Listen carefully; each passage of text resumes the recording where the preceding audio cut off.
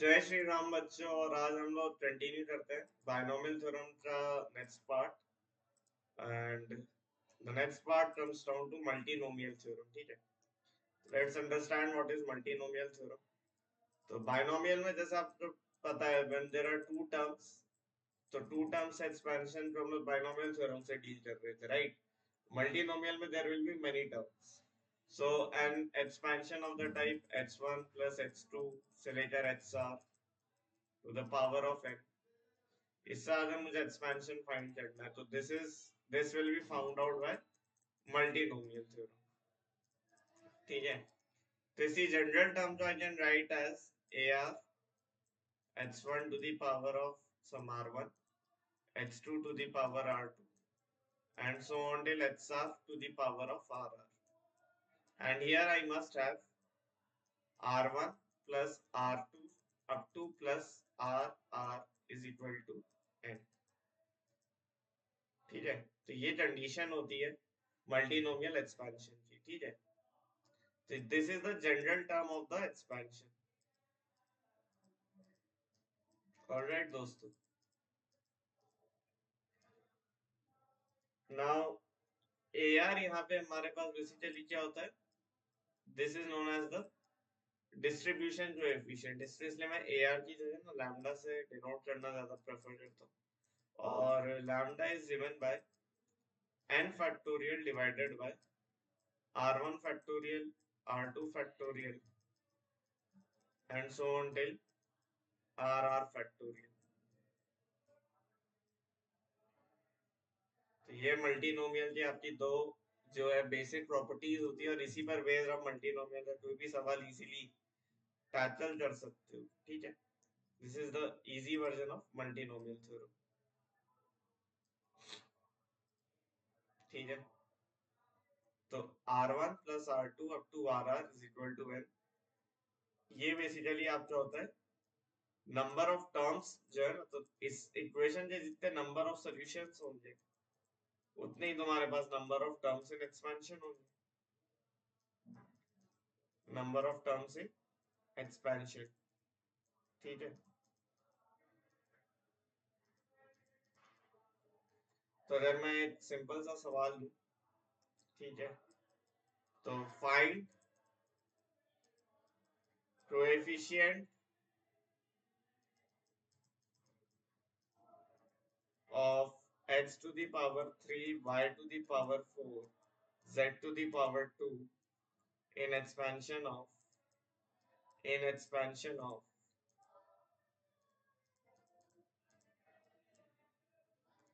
x plus y plus z to the power of 9। ठीक है, find coefficient of x cube y to the power 4 z square in the expansion of this। ठीक है, so this will be simply nothing but 9 factorial divided by 3 factorial, 4 factorial, 2 factorial। इसका proof I think बहुत intuitive है अगर आप देखोगे, because h1 to the power of r1 is nothing but कितने तरीकों से तुम मल्टीप्लाई करोगे, that is a very intuitive proof. तो मुझे लगता नहीं प्रूफ आपको अलग से मुझे कवर कराना पड़ेगा, प्रूफ ऐसे भी इसका उतना यूज होता नहीं है।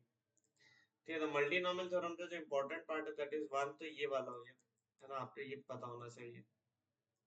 अगर मैं और इससे सवाल देखूं मल्टीनोमियल के, तो ये मेंस में तो आता ही है। इससे और टाइप के सवाल अगर मैं तुम्हें दिखाऊं मल्टीनोमियल थ्योरम की, find out number of terms, find out number of terms in expansion of in expansion of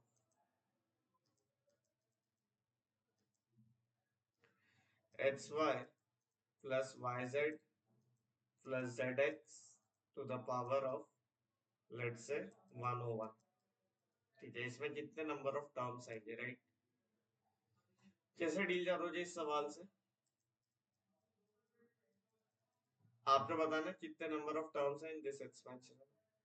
तो इसी जनरल टर्म क्या बनेगी मेरे भाई, xy to the power of a1, yz to the power of a2, ZH to the power of A3. सही बात. Which will reduce to H to the power of A1 plus A3, Y to the power of A1 plus A2, Z to the power of A2 plus A3. Right. लेकिन क्या इससे भी change आता है इस fact में कि A1 plus A2 plus A3 तो still should be 101 and each of them will contribute to one term, right? तो मुझे फर्क नहीं पड़ता है यहाँ पे कि मैं 3 लगा दूं या 4 लगा दूं, उससे मुझे फर्क नहीं पड़ता है. जिस चीज से फर्क पड़ता है वो ये है कि यहाँ पे ये कितनी वैल्यू है. ठीक है, तो इससे नंबर ऑफ, अच्छा इससे नंबर ऑफ कौन सा सोल्यूशन चाहिए मुझे? नॉन नेगेटिव इंटीग्रल सोल्यूशन से, ये जीरो पावर तो अलाउड है. I need non negative integral solution.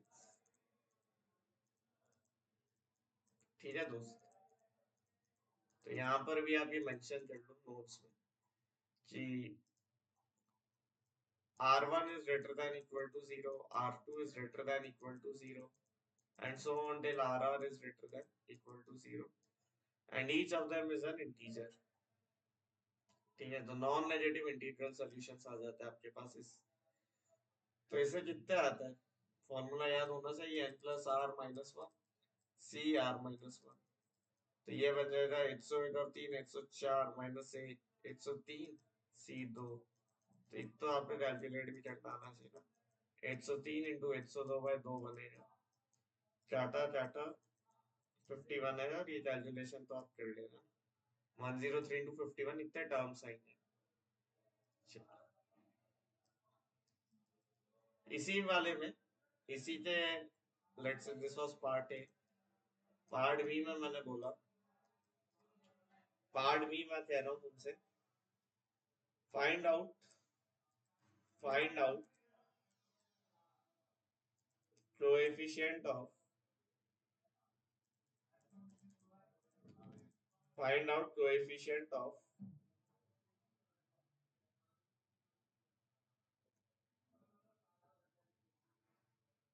find out coefficient of x to the power 4, y to the power 5 and z to the power 3.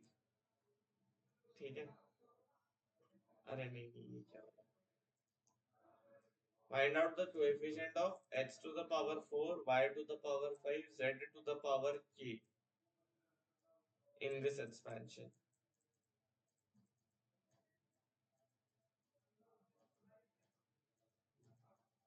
I think ये तुम्हें easy पढ़ना चाहिए. तो x to the power 4, y to the power 5, z to the power k का coefficient बताना है. तो मेरे पास भाई देखो x टू द पावर क्या बन रहा था, a1 प्लस a3. तो a1 प्लस a3 की वैल्यू कितनी है मेरे भाई? 4 है. y to the power of 5 है, तो y क्या है? a1 plus a2 that is equal to 5. z की पावर क्या थी? a2 plus a3. तो a2 प्लस a3 बराबर k है. और एक इक्वेशन और आएगी, a1 plus a2 plus a3. आएगी नहीं आएगी? ये कितना होना चाहिए? 101. देखो जो साइमल्टेनियसली आप सॉल्व कर सकते हो. अगर इंटीजर सोल्यूशन आते हैं तो वेल एंड गुड, नहीं तो नॉट गुड. पहली और दूसरी जो सब्ट्रैक्ट किया मैंने, तो a3 माइनस या a2 माइनस a3 की वैल्यू 1 आ गई, और a2 प्लस a3 की वैल्यू मेरे पास k के बराबर है. तो a2 की वैल्यू आ गई k प्लस 1/2. ठीक है, a2 की वैल्यू आ गई k प्लस 1/2. फिर a3 की वैल्यू कितनी आ जाएगी? k माइनस 1/2 है ना. और फिर a1 की वैल्यू कितनी आ जाएगी? a1 की value will be 4 minus k minus 1/2. So that is equal to 9 minus k by 2. तो I am my a1, I am my a2, I am my a3. अब मैं इसमें डाल दूंगा, तो a1 plus a2 plus a3 is basically 101. ठीक है, तो k plus 1/2 plus k minus 1/2 plus 9 minus k by 2. बेटा ये कितना होना चाहिए? 101 होना चाहिए, राइट? यहाँ से मेरे पास k की वैल्यू इजीली आ जाएगी। k की वैल्यू कितनी आ रही है, k और +9 बराबर 202। So what I am getting, k is equal to 202 minus 9। तो ये हो जाए 11 में से 9 3 193 ना। तो k की वैल्यू 193 आ रही है।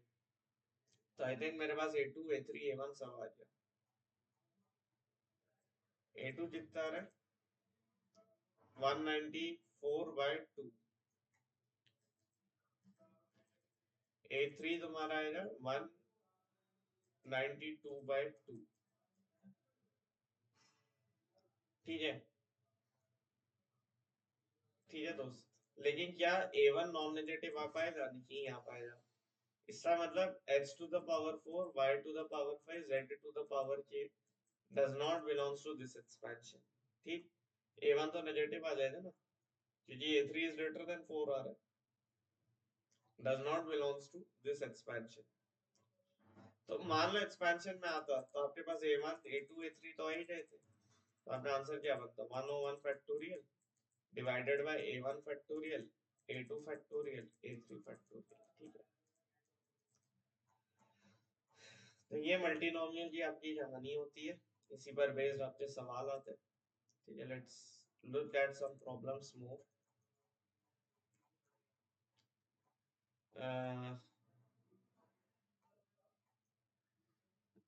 Okay, now look at this problem. ठीक है, find find find coefficient of find, अरे यार ये तो स्क्रीन क्लिपिंग हो गया। अब बढ़िया, क्या करना है मुझे इसमें, find coefficient of x to the power 7 in the expansion of 1 plus 3x minus 2x cube raised to the power of 10। ठीक है, इसमें जो x to the power 7 की एक्सपेंशन वो निकालनी, तो this will be like 1 to the power a1 3x to the power a2 और -2 की power a3 x cube to the power of a3। ठीक है, ठीक है दोस्त, ये बनेगा। तो ये मेरा बन रहा है -2 to the power of a3, 1 to the power of a1 will be 1, 3 to the power a2 और h की पावर क्या बन रही है a2 plus 3a3। ये बन रहा है मेरा equation finally,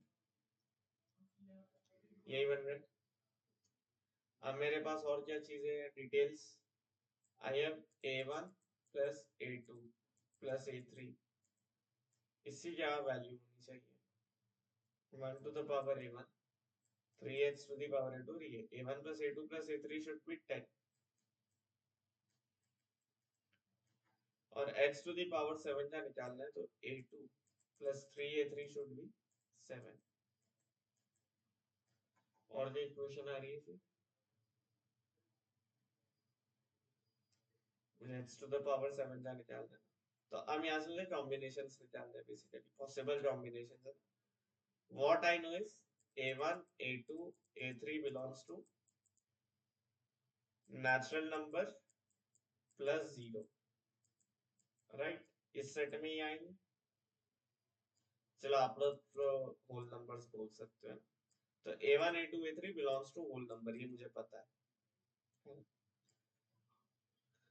So now what we can do is हम लोग फर्स्ट और सेकंड को सब्ट्रैक्ट कर देते हैं, तो हमारे पास आ जाए a1 minus 2a3 की वैल्यू है 3। ठीक है, या उससे बेटर, क्योंकि माइनस में मैं इनइक्वालिटी नहीं बना पाऊंगा। मुझे पता है यार 3a3 मेरा शुड बी लेसर देन और इक्वल टू 7, तो a3 मेरा obviously should be less than और इक्वल टू 2। ठीक है, तो यार a3 की वैल्यू 2 है तो a2 की वैल्यू 1 है, a3 की वैल्यू अगर 1 है तो a2 की वैल्यू 4 है, एंड a3 की वैल्यू 0 है तो a2 की वैल्यू 7 इन पॉसिबिलिटी से लिए देखो A1 की क्या क्या वैल्यू आ रही है A2 पे 1 रहता है 2 रहता है 1 तो 1 + 2 3 10 - 3 7 A1 की क्या वैल्यू आ रही है यहाँ पे 5 आ जाएगी और यहाँ पे A1 की 3 आ जाएगी तो क्या क्या बने x⁻7 के कोएफिशिएंट 10 फैक्टोरियल कॉमन ले लो बाहर तो अंदर क्या बना 1/2 factorial 1 factorial 7 factorial plus 1/1 factorial 4 factorial 5 factorial plus 1/0 factorial 7 factorial 3 factorial and this will be my answer ठीक है you can calculate it calculate कर लेना इसको ठीक है 370 541 712 यही 3 केसेस बन गए ऑलराइट तो आई थिंक ये वाला आप होमवर्क में ले लो take this question as a homework क्योंकि ये सीखे जैसा है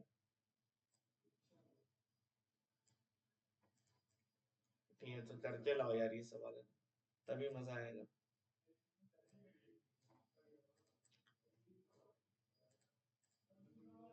so let's say this is your homework problem ये इजीली हो जाएगा क्वेश्चन नहीं है ना जैसे ये वाला किया वैसे ही करना है इसमें बस चार चार टर्म है आपको कांस्टेंट्स को अलग करना है ना देखो जैसे मैंने इसमें किया था वही सेम स्ट्रैटेजी फॉलो करो कांस्टेंट्स को अलग करके करते रहो ना as soon as you separate the constants variable अलग आ जाएंगे वेरिएबल की पावर आप निकाल सकते हो ना तो इसमें तुम्हें क्या करना है 1 to the power x1 a to the power x2 फिर -1 की पावर x3 b की पावर x3 यहाँ माइनस आए वहां पे थोड़ा एक्स्ट्रा कॉशन लेना रिमेनिंग क्या बचा c to the power x4 ठीक है तो 1 की पावर x1 इज 1 ओनली यहाँ पे आया -1 to the power x3 और a to the power x2 b to the power x3 c to the power x4 इसमें तो आपको कुछ जोड़ घटाव भी नहीं करना है क्या x2 x3 x4 सबकी तो वैल्यू ही आती है ना तो सिंपल है ना सिंपल क्वेश्चन है करके लाना होमवर्क में ना नेक्स्ट टॉपिक देखते हैं that is your properties of binomial coefficient है ना प्रॉपर्टीज ऑफ बाइनोमियल कोएफिशिएंट और ये मैं सिंजेस से अकॉर्डिंग चलूंगा और उसमें जितनी प्रॉपर्टीज दी है पहले तो वो कराऊंगा and then we will look at some more good problems from this properties of binomial coefficients इसको आप ऐसा मान लो कि ये इसका one of the most important binomial theorem का टॉपिक रहता है यहीं से जो है आपका बाइनोमियल सीरीज निकल के आएंगी सारी सबसे पहली property let's let's the most fundamental one और सबसे ज्यादा यूज होने वाली that NC0 plus NC1 plus NC2 and so on till NCN इसकी वैल्यू आती है 2 to the power of n तो सब प्रूफ करने के बेहद सारे तरीके हैं इसका कॉम्बिनेटोरियली प्रूफ कर दो इसका बाइनोमियल से प्रूफ कर दो ठीक है सब कहीं से भी प्रूफ कर सकते हम थोड़े थोड़े करके सारे प्रूफ देखते हैं है ना कॉम्बिनेटोरिक प्रूफ तो आई थिंक सबको पता होगा अपन ने पीएनसी में डिस्कस भी किया लेटेस्ट से मेरे पास एक n एलिमेंट सा सेट है ना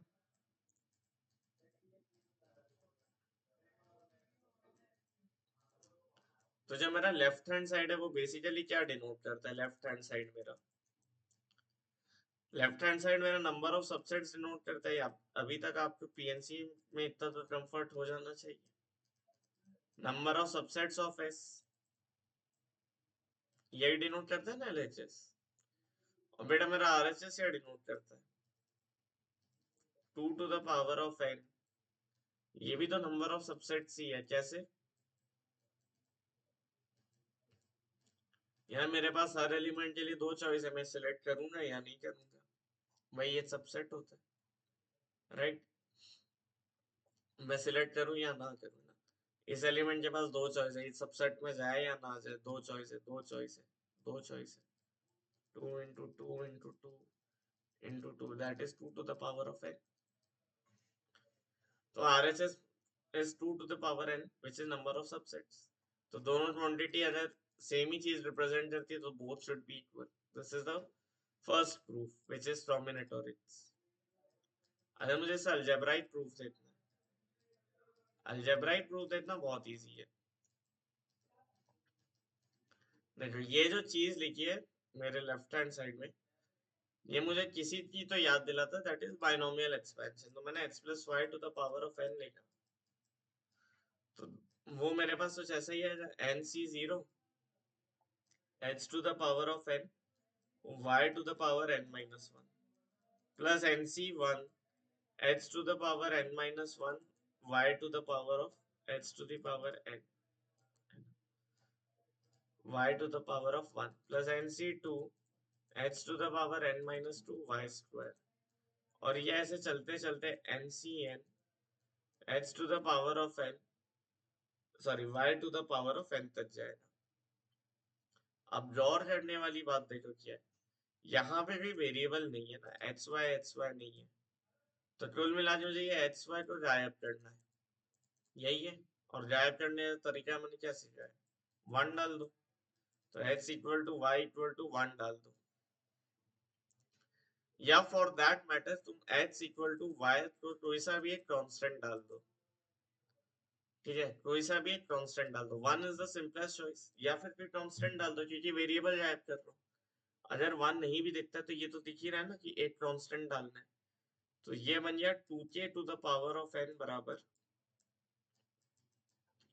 nc0 k to the power of n plus nc1 k to the power of n, है ना. सब k to the power n होते जाएंगे, k की power n minus one into k plus nc2 k to the power of n. और ये ncn k to the power of n तक जा रहा है. तो k to the power n दोनों साइड से कट गया और 2 to the power of n की वैल्यू आ गई nc0 plus nc1 plus nc2 and so on till ncn. तो ये सा दूसरा प्रूफ हो जाता है which is your binomial theorem. और ये टाइप का जो मैनिपुलेशन है आपका आना चाहिए. Hence proof.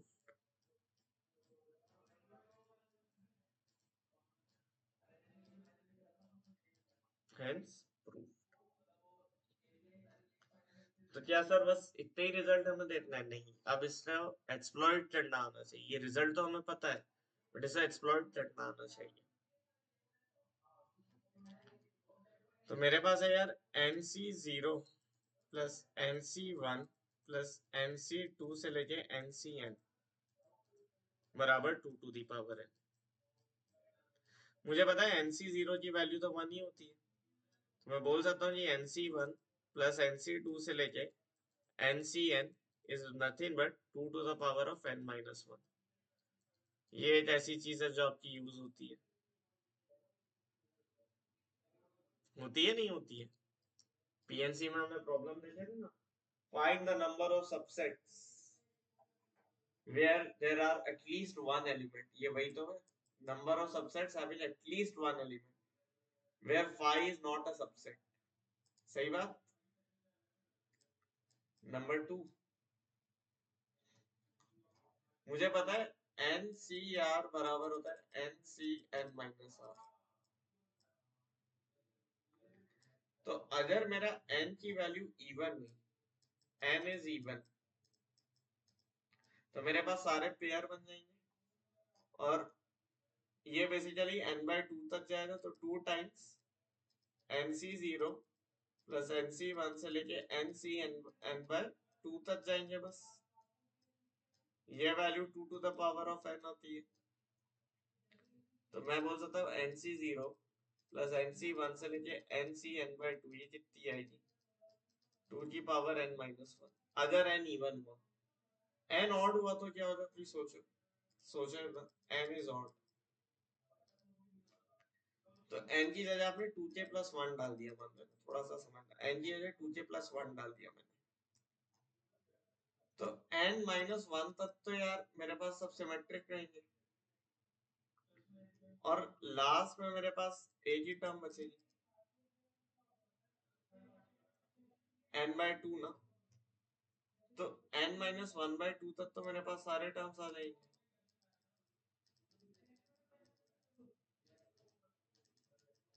n माइनस 1/2 तक तो इवन इवन की पेयरिंग होगी। और लास्ट में क्या बचेगा? लास्ट में क्या बचेगा दोस्त मेरे पास? n n c n n c n/2, समझे? n c n/2 बचे। अरे n c n/2 क्यों बचे?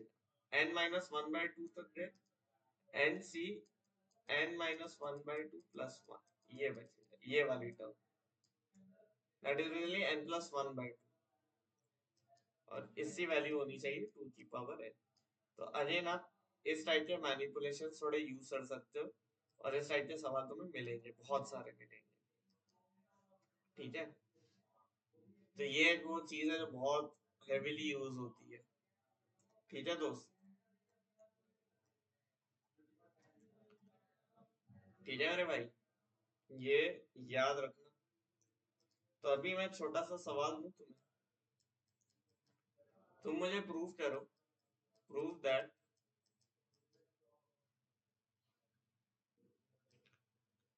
24c0 into 24c1 into, या प्रूव दैट छोड़ो, फाइंड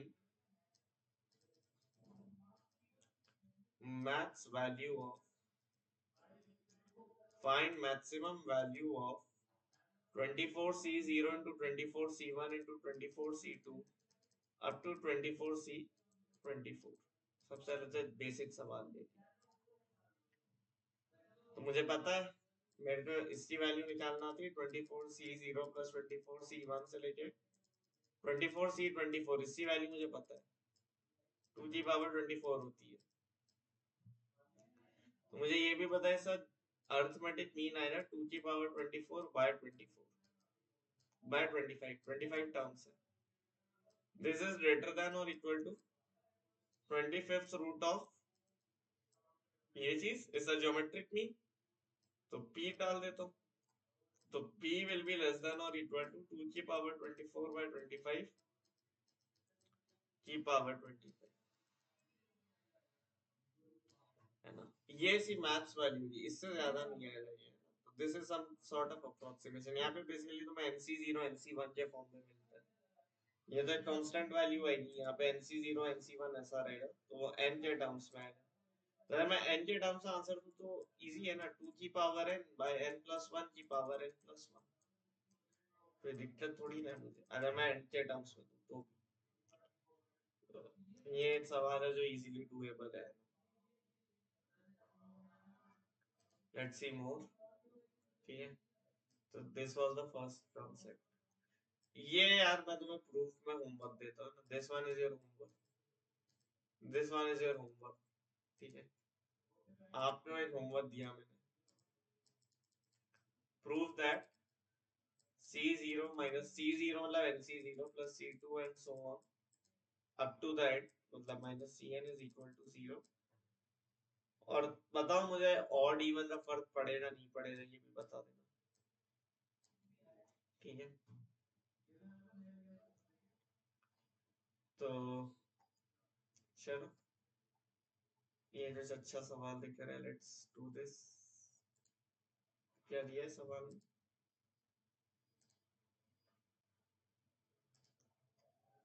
सवाल में दिया है 1/1 factorial n minus 1 factorial plus, plus में दिया है 1/3 factorial n minus 3 factorial and so on till, and so on till. तो ये n टर्म्स रख लेना, इनफाइनाइट टर्म्स रख लेना, भी देख लेना। तो एक टर्म और हो गया वैसे, है ना? जैसे यहाँ पे आ जाए एक और टर्म है, मान 1/5 factorial n minus 5 factorial and so on. तो इसमें क्या ऑब्जर्वेशन है? What is the observation? इसका और इसका सम कांस्टेंट आ रहा है, 1 प्लस n minus 1 बराबर n। 3 प्लस n माइनस 3 बराबर n, 5 प्लस n माइनस 5 बराबर n, और इस तरह से मेरे पास सारे टर्म्स आ रहे हैं। तो मैं बोल सकता हूँ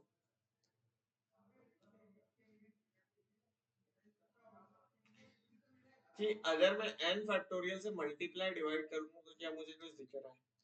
अगर मैं ये वाला देखूं, this is written as n factorial by 1 factorial n minus 1 factorial plus n factorial by 3 factorial n minus 3 factorial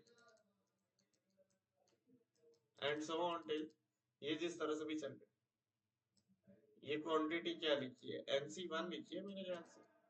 ये क्वांटिटी nc3 लिखी है, nc5 लिखी है एंड सो ऑन। तो यार कुछ सोचने की जरूरत है कि ये तो ऑड टर्म्स लिखी है।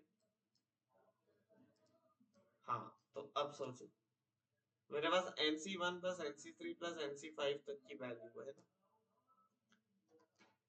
एंड सो ऑन, ये चलता जाएगा। तो अब इसका जो फाइनल आंसर निकालना है, फाइनल आंसर इस फॉर्म में तो नहीं होगा।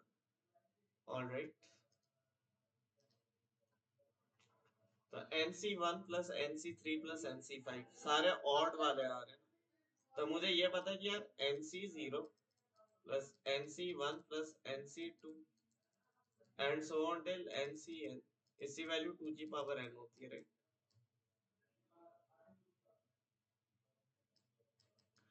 तो मुझे एक बात बताओ, n माइनस वन जो है ना, जो मेरे पास n माइनस वन आएगा, वो इवन आएगा या ऑड आएगा? लेट्स से n मेरा इवन है, let's say n is my even. अगर n इवन हुआ तो मेरा n माइनस वन भी ऑड होगा, राइट? अच्छा, तो nc1 plus nc3 plus nc5 ऐसे बन रहे ना।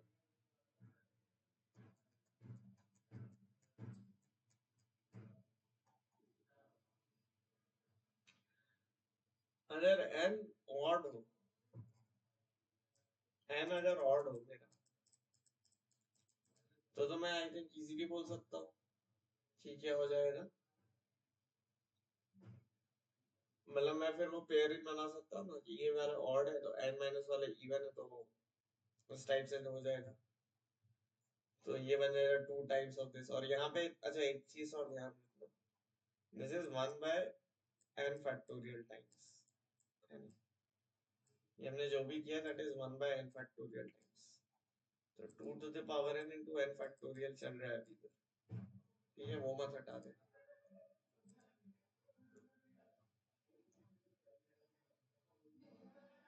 ये किया नहीं हमने,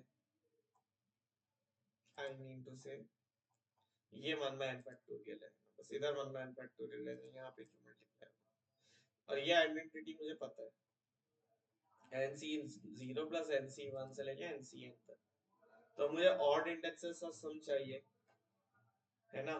तो अगर मैं n की वैल्यू ऑड ले लूं, ठीक है, n की वैल्यू अगर मैं ऑड ले लूं, तो n minus one, n minus three, n minus five, ये सब मेरे इवन बनेंगे, जो बेसिकली मेरे इसी का सब पार्ट है। तो वो मेरे पास आ जाए, ये बेसिकली बन जाए two times nc1 plus nc3 से लेके nc5 तक एंड सो ऑन। चलिए n इज मेरा ऑड, तो ncn तक, विच इज इक्वल टू 2 की पावर n। तो ये चीज आपकी बन गई 2 to the power of n minus one by n factorial. क्योंकि यहाँ पे जो दिया नहीं था, तो हमें खुद से यहाँ पे पेयरिंग बनाने के हिसाब से सोचना होगा। n इवन नहीं ले सकते तो n ऑड ले लिया। ऑलराइट दोस्त, time to move on from this problem. ठीक है, तो यहाँ पे ये n फैक्टोरियल से मल्टीप्लाई डिवाइड क्यों किया समझ है ना, ये टर्म्स का सम कांस्टेंट था, which reminded me of NCR, है ना? r factorial n minus r factorial, r factorial n minus r factorial, r factorial n minus r factorial. Alright, तो ये तो देखो इस टाइप का अभी मैंने तुम्हें ये प्रॉपर्टी मीटर आया था। 2 to the power of 19 देख लो। एन की जब ये इवन है ना, मतलब total number of terms will be odd, तो वो देखो उसने वो एनकाउंटर कर लिया इस तरह से। ट्राई करना इस प्रॉब्लम को, ये तुम्हारा होमवर्क है, ठीक है। Try this one.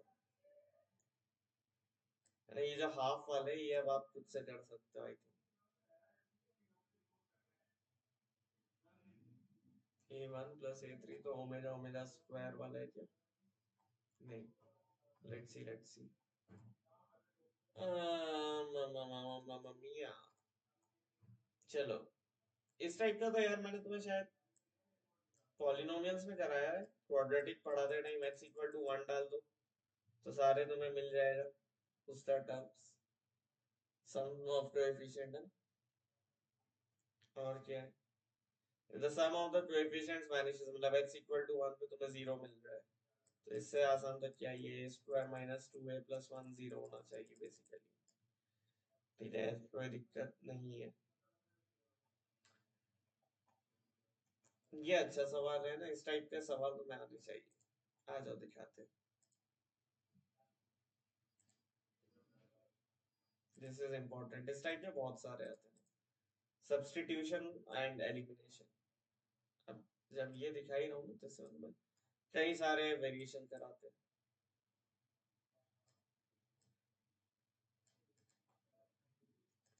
तो यहाँ पर एक चीज ध्यान रखते हैं, यहाँ पे ये h बिलोंग्स टू रियल कहीं लिखा नहीं है, बस इतना ध्यान रखना। मैं चाहूँ तो कॉम्प्लेक्स नंबर सब्स्टिट्यूशन भी कर सकता हूँ, बस इतना बता रहा हूँ। तो अभी मेरे पास चलेगा 1 plus x minus 2 x square की पावर 20, ये बराबर है a not plus a one x plus a two x square से लेके ए 40 एक्स पावर 40। यही लिखा है मेरे दोस्त। मुझे कुछ वैल्यू फाइंड आउट करने थे, बोला यार a1 plus a3 plus a5 से लेके a39 तक। तो क्या हो रहा है यार, ये इजीली ऑब्जर्वेबल है थोड़ा। मुझे सम ऑफ ऑड इंडाइसेस चाहिए, तो मुझे इवन इंडाइसेस हटानी है, राइट।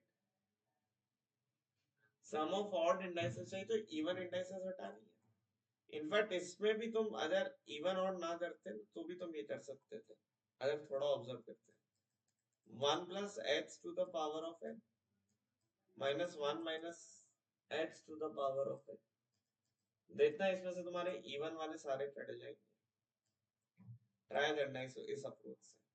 मुझे अभी सारे इवन कोएफिशिएंट हटाने, राइट।